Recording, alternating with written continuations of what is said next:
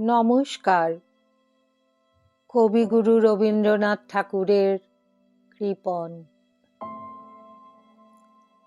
আমি ভিক্ষে করে ফিরতেছিলেম গ্রামের পথে পথে। তুমি তখন চলেছিলে তোমার স্বর্ণরথে। অপূর্ব এক স্বপ্ন সম লাগতেছিল চক্ষে মম। কি বিচিত্র শোভা তোমার, কি বিচিত্র সাজ। আমি মনে ভাবতেছিলেম এ কোন মহারাজ। আজি শুভক্ষণে রাত পোহালো, ভেবেছিলেম তবে আজ আমারে দ্বারে দ্বারে ফিরতে নাহি হবে। বাহির হতে নাহি হতে কাহার দেখা পেলেম পথে। চলিতে রথ ধনধান্য ছড়াবে দুই ধারে। মুঠা মুঠা কুড়িয়ে নেব, নেব ভারে ভারে। দেখি সহসা রথ থেমে গেল আমার কাছে এসে। আমার মুখপানে চেয়ে নামলে তুমি হেসে।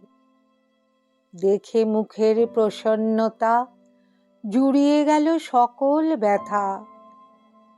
হেনকালে কিসের লাগি তুমি অকস্মাৎ আমায় কিছু দাও গো বলে বাড়িয়ে দিলে হাত।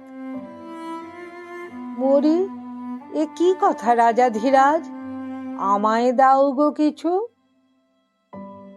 শুনে ক্ষণকালের তরে রইনু মাথা নিচু। তোমার কি বা অভাব আছে ভিখারি ভিক্ষুকের কাছে। এ কেবল কৌতুকের বশে আমায় প্রবঞ্চনা। ঝুলি হতে দিলেম তুলে একটি ছোট কণা।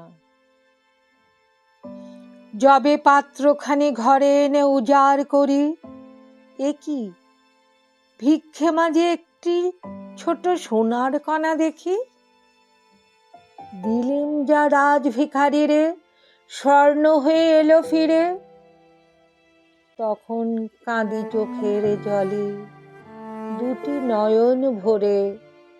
তোমায় কেন দিইনি আমার সকল শূন্য করে।